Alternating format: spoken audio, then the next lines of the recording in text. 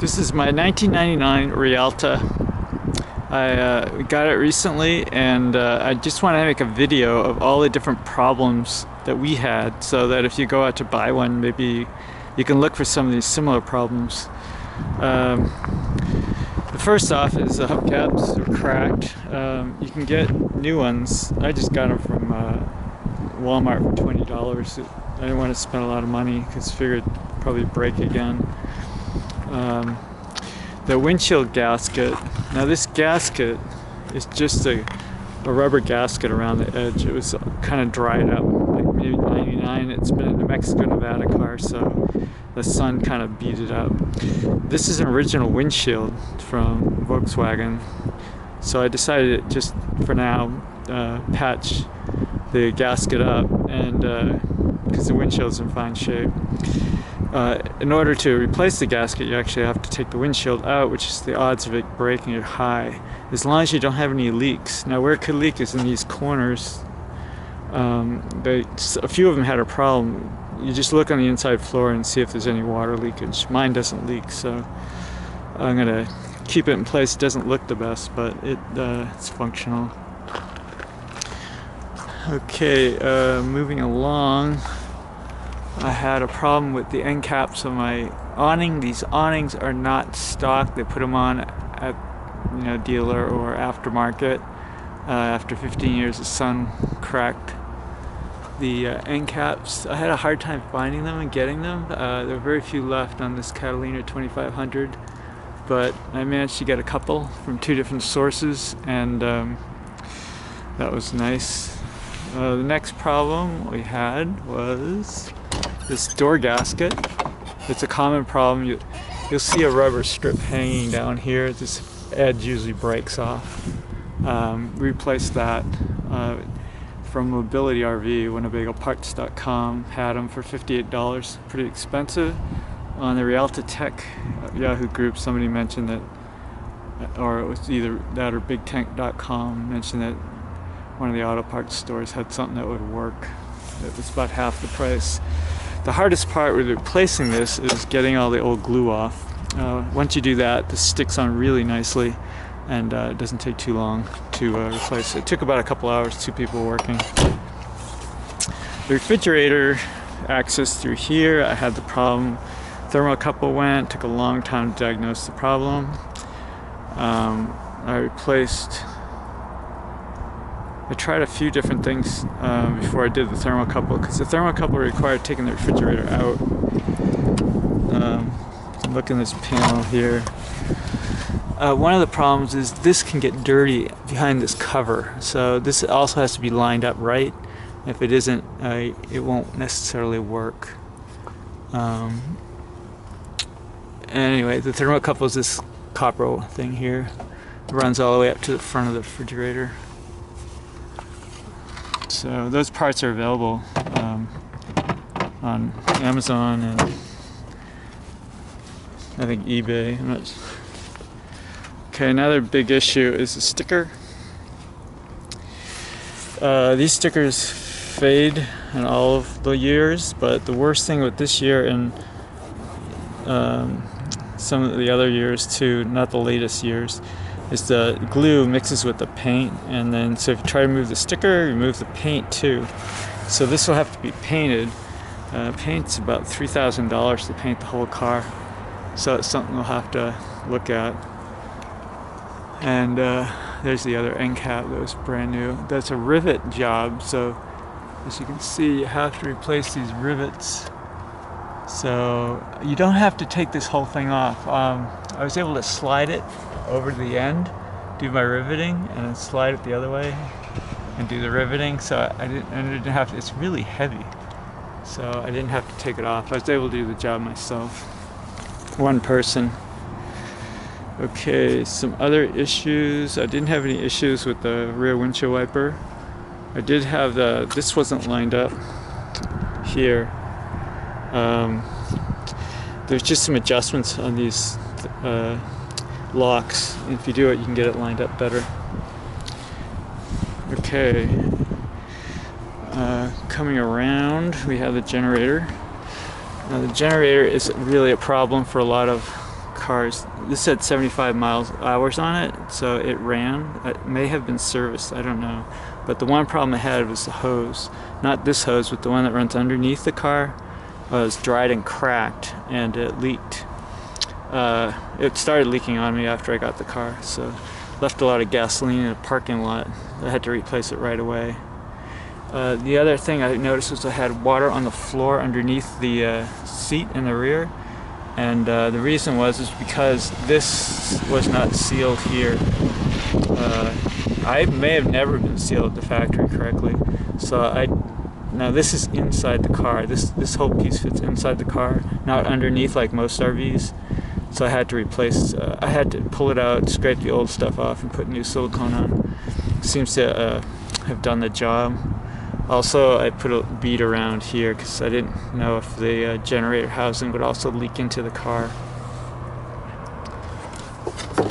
One thing you want if you do get one of these is don't leave gasoline in the carburetor if it's stored for a long time, because it could. So you either run the carburetor dry or put some fuel preservative so it doesn't gum it up.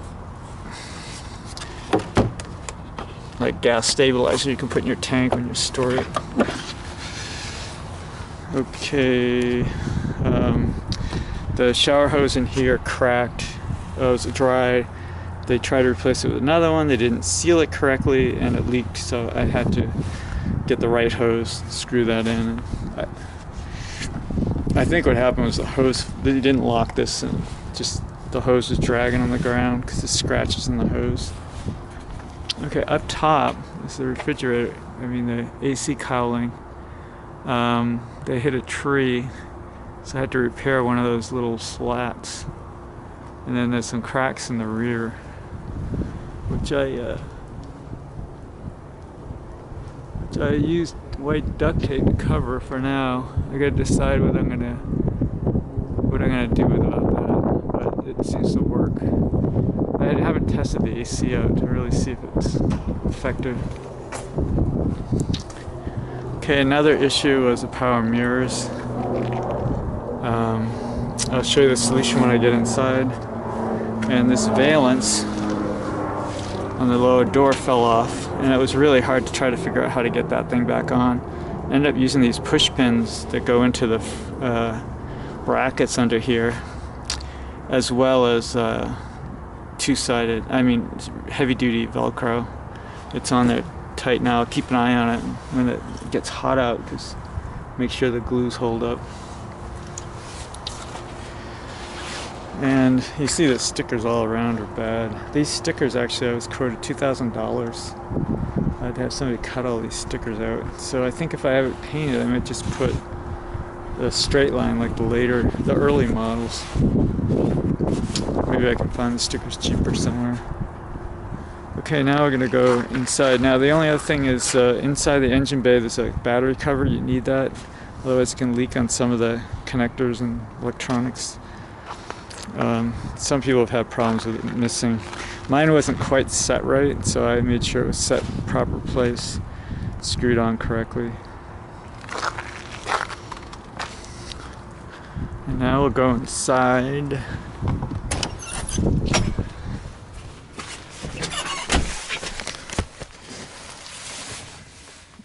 Okay, we're inside. Take my shoes off. I like to keep clean floors.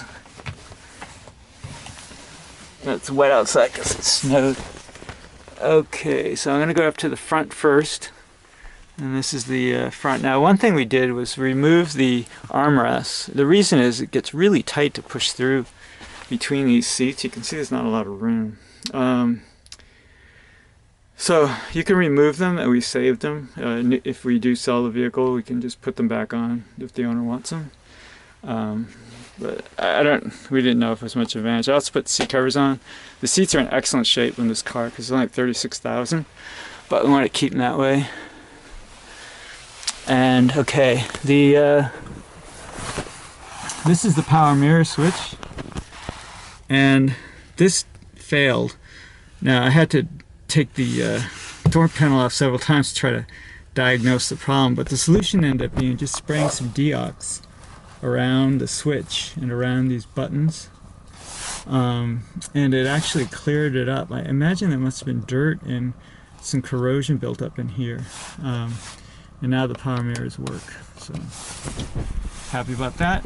Okay, and next thing is the scan gauge. Absolutely critical. If you're going to change your transmission fluid, you need to know the temperature of the transmission fluid to get the level right. And if you don't get the level right, you could damage your transmission, or you could overheat your transmission if there's too much fluid. So there's a whole procedure. You can probably find that procedure on like rialtainfo.com, or just search the web and you'll find how to do it. You know, I did it myself because I didn't trust the mechanics. You never know if they're going to get it right or wrong, or take a shortcut.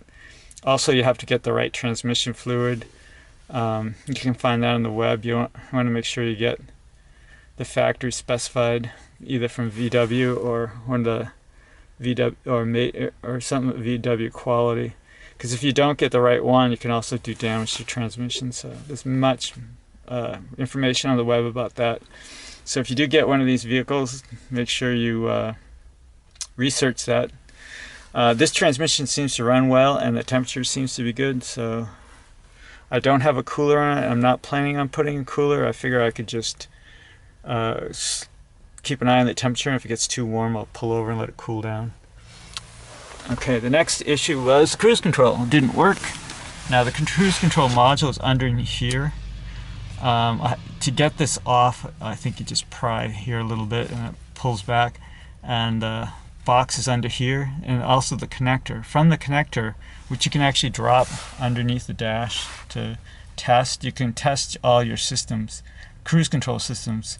There's I think it's also on Rialta Info, but there's a whole procedure where you can test different things to make sure the rest of the cruise control system is working.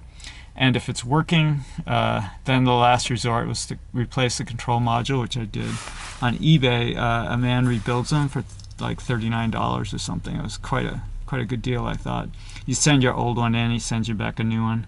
That solved my problem, and now I have my cruise control working, which is nice. Most of the things here worked. You know, power door locks and all that, had no problems with them.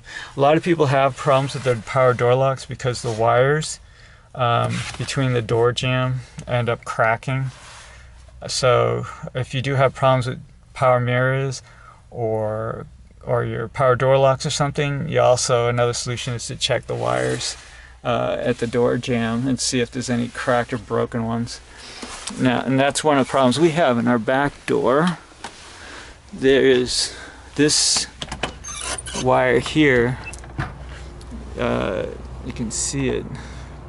There must be a damage or crack in it because the power door lock doesn't work for this door, which I don't really mind because I kind of like to lock it separately, but at some point I may fix it. And okay, another problem we had was the tracks for this table. One of them fell off. One of the rollers fell off, and because it fell off, in order to replace it, we had to pull this whole thing apart and not replace it. The old ones were there, fortunately, the rollers, so we were able to put them back in, but it took a lot of work to do it.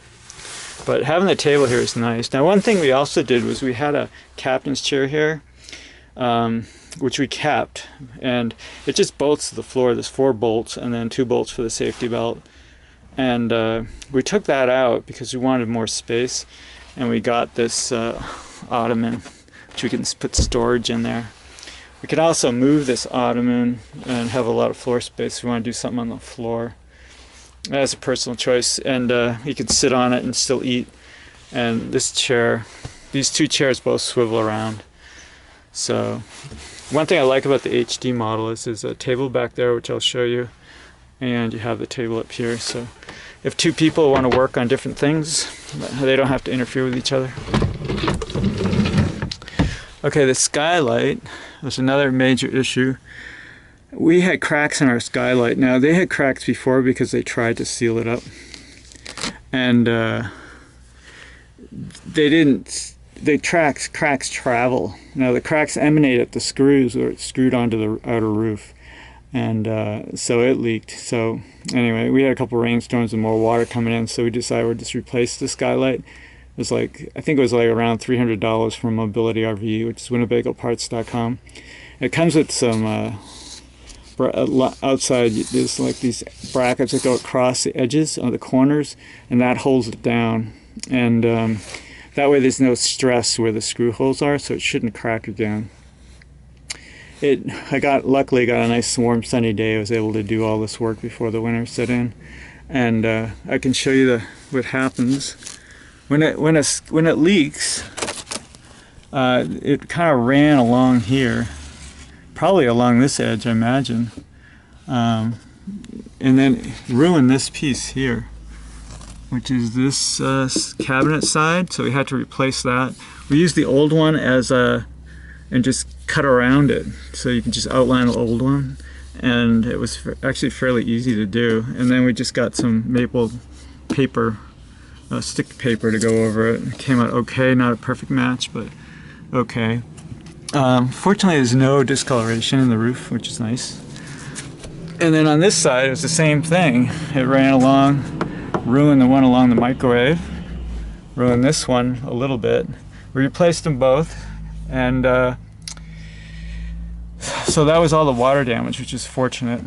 But in order to replace these, we had to take all this down, this whole cabinet thing down, which took some time. And we decided to take the microwave out, and we built this frame that goes in the microwave area.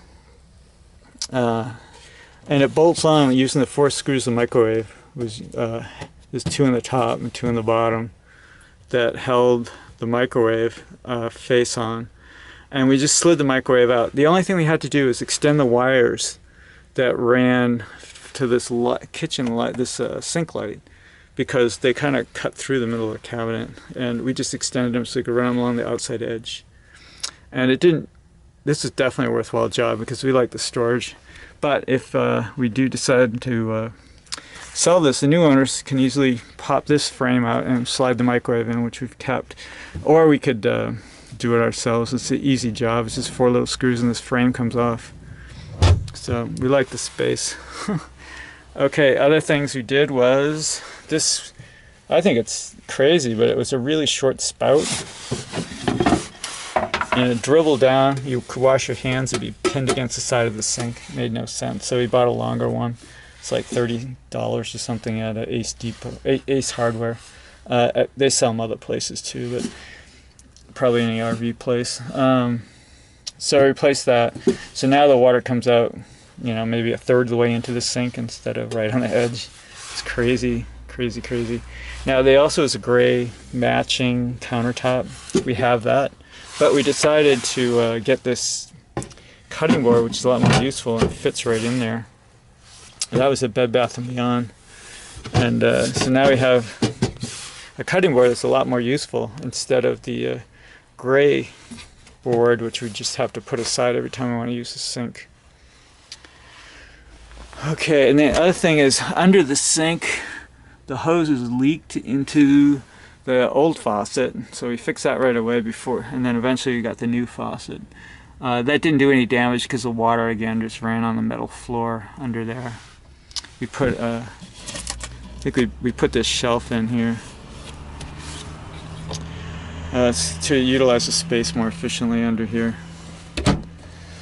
And this is the, just so you can see some of the van, this is the, oh, here's an issue. We're trying to figure out a solution to cut down the rattle. So these silicone things is what we tried. Seemed to work. There's a 3-burner stove under here. And the oven, we haven't done it. We just use it for storage right now, but there's a nice oven. And then a couple drawers. Now the drawers also were broken. The tracks underneath, there's brackets way under there, were broken. You can get those at Home Depot, so it shuts properly. All these little things with the RV you have to keep up. If you don't, they add up. Okay, in the bathroom, one thing you have to look at is the lower track here was stained with blue from the from the toilet deodorizer. And then inside, this track here was also stained with blue. So we replaced, took these out and re-siliconed them on. It's the only way to get all that blue out of there. The toilet worked, and this whole shower assembly pulls out, and there's underneath we have a carpet here, but underneath here this pulls up, and that's where you shower. And we place the curtain somewhere else. So the skylight with the fan, this is filthy, so we took this all apart and cleaned it, and you can see it's yellow from the sun, but it looks clean, so we don't mind. Otherwise we were thinking about taking the fan off and painting it, but we have to go from the roof up and take it up from there, because I couldn't get at the little hex Allen screws there. We covered all these up with this to try to, for when we winter camp, to try to keep some warmth in here. So my wife made these. Okay. Other problem, here's the refrigerator, which we had a major problem, didn't work. It worked on AC, and it worked on the battery, but didn't work on propane. It was really hard to get all this stuff figured out, but I think it turned out to be the thermocouple. I replaced some switches and some other things, but I eventually think it was the thermocouple, so it wouldn't stay lit. And another problem I had was this refrigerator, freezer door. This hinge here broke. These hinges are available on Amazon, and there's a trick to getting these in. It's pretty easy. Just go on like Rialta info or someplace like that, and they'll probably explain how to do it. At first, I couldn't figure it out, but somebody had a video or something. I think there's a video on YouTube actually that explained how to get these in. And then we also cleaned all this up. It was actually fairly clean in here, which is good. Okay, and then other problems we had. Here's one problem. I don't know, we haven't solved this one yet. If you can see, this is all damaged. And the reason is the guy that had it before was stuffing his stuff up here. He wasn't careful about hitting the edge of these things. So I don't know if they can be ironed out or what, but that's a problem. And you can see this one's a little bit wrinkled too through here. They weren't careful. Okay, and the last thing, let's see, under here, I don't know if it'll pick up, but this is the tube. It's a little dark, I'm sorry. That holds that sewer hose, and that's the area down there that it leaked. And the second problem we had was this bypass valves. There's one here, and I'm trying to show you, but it looks like it's too dark. And there's one down here, and they leaked. It actually leaked into the hot water tank. So when you turn the pump on, you'd hear it like go on every 5 seconds or something. So I had to replace those bypass valves. And then down also, you can't see in here, but is the hot water hose. It wasn't tight. It's got a motor aid, which the antifreeze comes into the hot water tank and heats the hot water, and it leaks. For me, it turned out just to tighten up the hose. Sometimes there's pitting in there, and when there's pitting, it'll you have to cut the metal hose and run maybe a longer rubber hose or something. Otherwise, or somehow plug that pitting.